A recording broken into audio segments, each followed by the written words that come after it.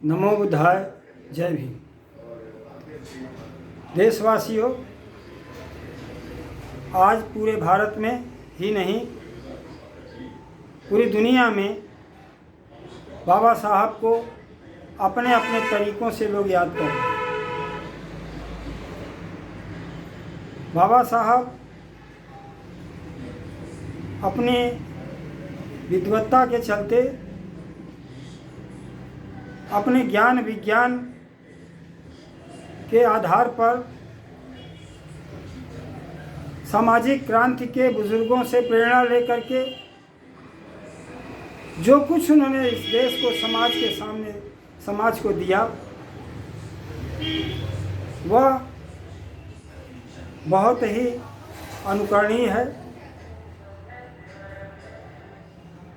बहुत सारी किताबों को भी उन्होंने एक दस्तावेज के रूप में लिखा कि हमारे न रहने पर हमारे आने वाली जो पीढ़ी होगी, हमारे इस कृतित्व को लोग समझेंगे और इस पे चलेंगे। जब इस पर चलेंगे तो इस देश के अंदर जो लोग प्रताड़ित किए गए हैं, सताए गए हैं, जिनको इंसान भी नहीं समझा गया है, वो इस देश में शासक बन सकेंगे, अपनी सरकारें बना सकेंगे और संविधान ला करके वो उस दिन इतना खुश थे जब एक वोट का अधिकार उन्होंने हासिल कर लिया और बड़े मुश्किल से हासिल किया। कम ही लोग हैं इस बात को जानने वाले जो संविधान निर्मात्री सभा के दस्तावेज उनके पास होंगे और ये जान सके होंगे कि बाबा साहब को एक वोट का अधिकार लेने में कितना श्रम करना पड़ा था, कितना मेहनत लगाना पड़ा था, कितने अकाट्य तर्कों को देश के सामने रखना पड़ा था तत्कालीन उस समय के लोगों के सामने। लेकिन जब वो प्राप्त कर लिए तो उस दिन वो बहुत खुश थे।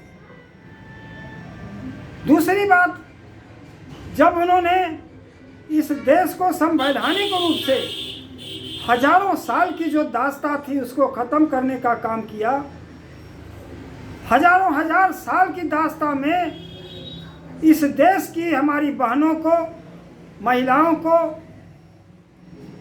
न्याय नहीं मिला था, उनको कभी बराबर समझाया नहीं गया था। जितने भी शास्त्र उठा करके देख लीजिए, कहीं का भी उठा करके देख लीजिए, आप ये देखेंगे नारी को पुरुष के समान माना ही नहीं गया।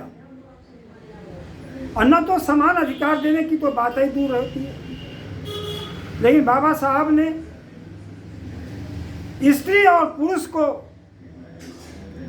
बराबर का अधिकार दिलाया, समता का अधिकार दिलाया। इतना ही नहीं, एक व्यक्ति को एक वोट का अधिकार भी प्राप्त किया। जरा सोचिए। लेकिन हम कितना बाबा साहब के उस विश्वास को कायम रख सके। यह देश के तमाम लोगों को जो आज बाबा साहब अम्बेडकर की जयंती मना रहे हैं, चाहे देश के हों चाहे विदेश में हों, इस बात को ध्यान में रखें और सोचें कि हम कितना बाबा साहब को समझ पाए। क्या हमने उनके विश्वास पर खरे उतरे? क्या जो हमसे उन्होंने ट्रस्ट किया था उस पर हम खरे उतरे? और यह याद करते समय, यह समझते समय इस बात को भी आपको याद रखना पड़ेगा कि जिस समय राजरत्न की मृत्यु हो गई थी और बाबा साहब को गोलमेज सम्मेलन में जाना था, उन्होंने अपने एक बच्चे को छोड़ करके कहा, मैं करोड़ों बच्चों की बलिदान नहीं दूंगा, और वो गए। उनके बच्चे पैसों के अभाव में मरे हैं। पढ़ो आप बाबा साहब का वो साहित्य, सारा कुछ देख लो, जीवन चरित्र उनका। और आज क्या हो रहा है? मैं ऐसे समय पर सिर्फ एक बात कहना चाहता हूं कि जो लोग जयंती मना रहे हैं, इस मनाने से क्या होगा। 74 साल तक तो आपने मनाया है बाबा साहब को, क्या आप उनके विश्वास पर खरे उतरे? जो आपसे उन्होंने ट्रस्ट किया था, आप उस पर खरे उतरे? आप तो केवल जय भीम नमो बुद्धाय कह करके 10 किताबों को घर में रख करके और सबसे बड़े अम्बेडकरवादी बन गए। और बाबा साहब ने अगर सचमुच में बाबा साहब के राह पर चले होते तो आज ये देश किसके हाथ में होता? एक व्यक्ति एक वोट के अधिकार का एक व्यक्ति को एक वोट का जज बनाया उन्होंने। इस देश के लोकशाही का, एक लोकतंत्र का जज बनाया। आज जिसका इस देश के अंदर 90% वोट है और ये 90% SC ST और माइनॉरिटी और OBC के लोग अगर मिलकर के ये जजमेंट किए होते, जज होने का सही फैसला किए होते, तो देश किसके हाथ में होता? अरे ये किसके मुंह पर चांटा है? जरा सोचो, कब सोचिएगा? ये कब ऐसा अवसर आएगा? मनाने में और मानने में बड़ा अंतर होता है। लोग केवल पैसे कमाने में लपट गए और पैसे की देवियां बनने लग गए। लोग देवी और देवता बनने लग गए पैसे की, लेकिन किसी ने बाबा साहब को नहीं समझा। हम इक्का दुक्का की बात नहीं करते, हम मान्यवर कांसीराम जैसे लोगों की बात नहीं करते। जब से उन्होंने जाना तब से उन्होंने समर्पित किया समाज को, और किया समाज को, दिया समाज को। लेकिन जैसे उनका दिमाग, जब वो बीमार पड़ गए, ब्रेन हेमरेज हो गया, तो मनमानी शुरू हो गई। जो नारे दिए थे वोट हमारा राज तुम्हारा, नहीं चलेगा नहीं चलेगा, वो बदल गया। मनुवाद की व्याख्या करना, बाबा साहब मान्यवर कांसीराम के स्थापित उस संस्था के माध्यम से आज मनुवाद पर व्याख्या करना भी दुर्लभ हो गया। अगर मनुवाद पर कोई व्याख्या करता है तो उस पार्टी से उसको निकाल दिया जाता है। ये क्या हो रहा है बताओ? तो साथियों, आज का यह बहुत महत्वपूर्ण दिन है।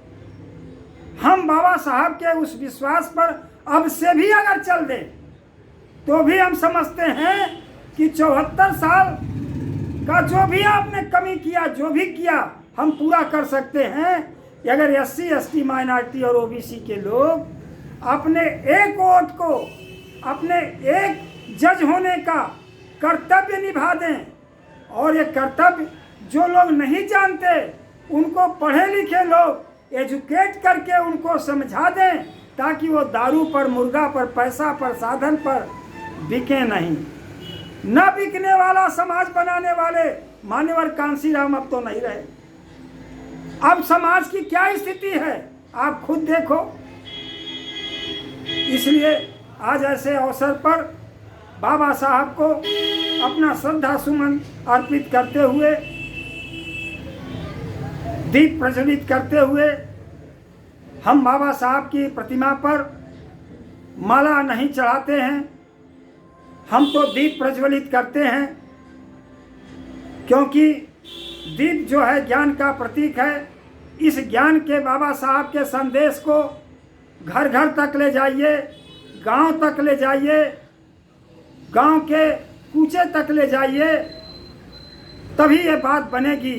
अभी भी देर नहीं है। आज से भी अगर आप जाग जाएं तो देर नहीं है। बाबा साहब ने कहा कल का भारत तुम्हारा होगा तो कल का भारत हमारा होगा।